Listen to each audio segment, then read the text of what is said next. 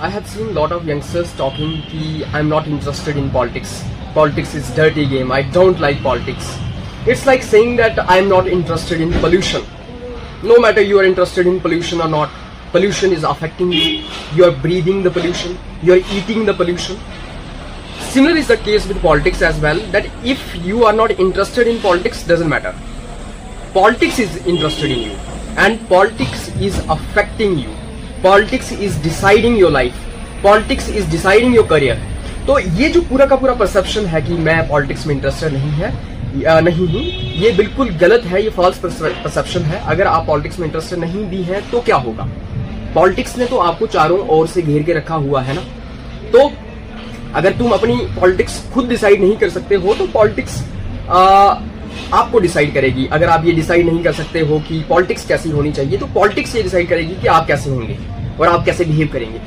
Basically पूरा का पूरा आपका बिहेवियर रेगुलेट किया जाता है पॉलिटिक्स के द्वारा। हर एक चीज, आप किसी एग्जाम की प्रेपरेशन कर रहे हैं, आप कोई भी डिसीजन अपनी लाइफ में ले रहे हैं, कहीं ना कहीं पॉलिटिक्स का उसके अंदर इन्फ्लुएंस तो है ही।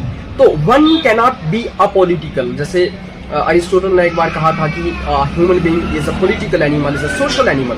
तो जो इंसान पॉलिटिकल नहीं है, सोशल नहीं है, वो या तो जानवर है या तो भगवान है।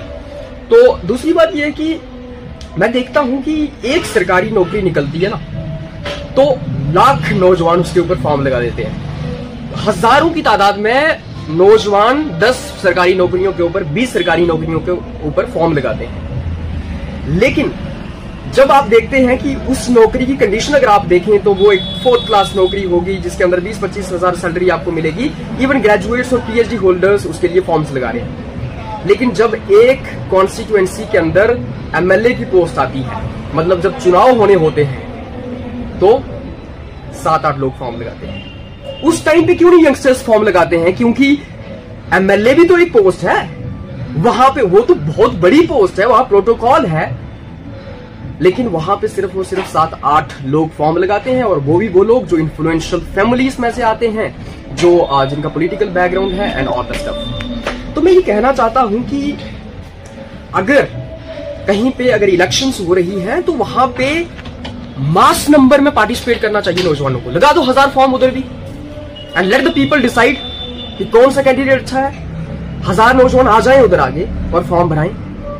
लेकिन ये जो पूरा का पूरा सिस्टम है, ये जो पूरा का पूरा एक सिस्टम है, एक स्पेक्ट्रम है, इसको पूरे तरीके से डिस्ट्रॉय कर दिया गया है, इसको गंदा बना दिया गया है, और लोगों के परसेप्शन बायस्ड हो चुके हैं।